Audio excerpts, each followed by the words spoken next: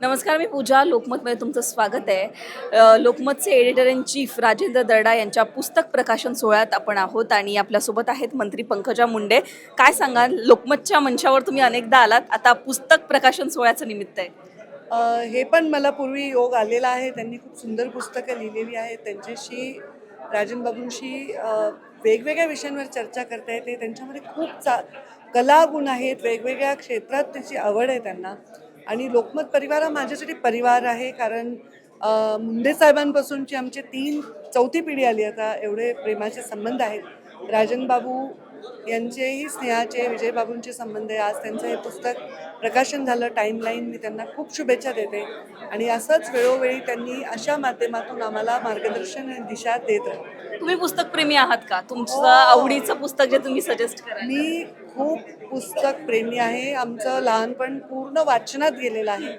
माझं सगळ्यात आवडतं पुस्तक आहे मृत्युंजय आणि छावा.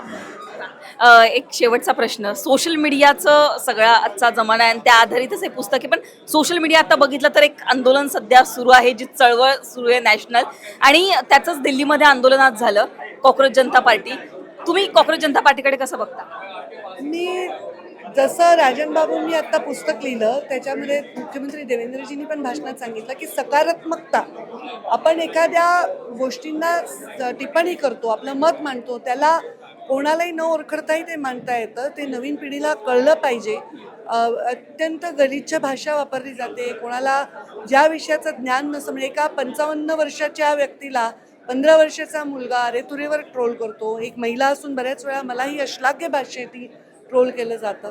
तर ट्रोलिंग म्हणजे नॉलेजेबल असणं नाही.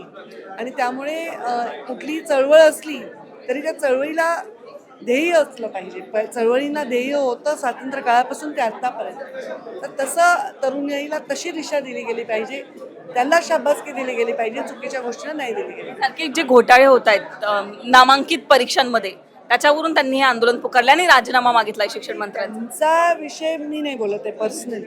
त्यांच्या विषयाला जर घोटाळे होत आहेत परीक्षांमध्ये, हा विषय असेल तर तो विषय चुकीचा नाही आहे.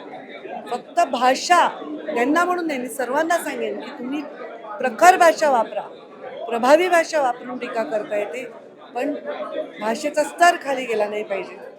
धन्यवाद. तर या होत्या मंत्री पंकजा मुंडे आणि लोकमतच्या कार्यक्रमात त्या आल्या होत्या. आपल्या भावना त्यांनी या कार्यक्रमाच्या निमित्ताने मांडल्या.